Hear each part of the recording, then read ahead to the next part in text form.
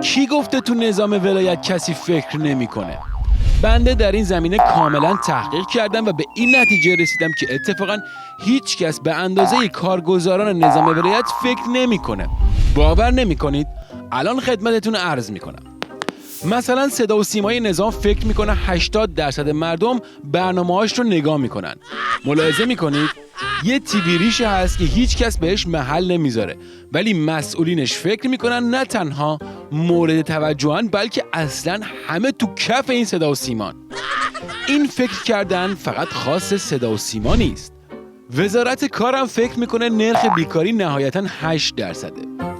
رئیس بانک مرکزی فکر میکنه اوضاع بازار ارز آروم و منطقیه. رئیس شورای شهر تهران فکر میکنه چون خودش و همکاسه‌هاش عضو شورای شهر شدن، تهران جای بهتری برای زندگی شده. از نظر اعضای مجلس یا همون استبل ولایت 80% همه قوانین مطلقی و مدرن جهان داره تو مجلس نظام تصویب میشه. شیخ فری فکر میکنه که نظام داره رو به جلو حرکت میکنه و جای هیچ نگرانی نیست. جهانگیری فکر میکنه به طور کلی آینده نظام روشنه. خود مقام عظما هم فکر میکنه که ولی امر مسلمین جهانه و با 2 تا دله دوزی دریایی میتونه دنیا رو بتر کنه. تازه اینا که چیزی نیست، حتی جنتی لعنتی هم فکر میکنه.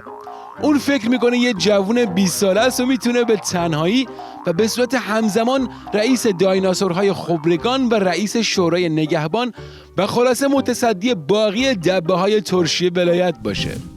دیدید؟ حالا دیدید چقدر فکر کردن تو نظام ولایت مرسومه؟ اصلاً به خاطر همین فکر کردن هاست که تو مملکتی با آمار بالای مرگ و میر هیچ اتفاقی برای دایناسورهای حکومتی نمیافته و به راحتی به 100 سالگی میرسن و هر از گاهی هم خبر مرگشون به زور شنیده میشه.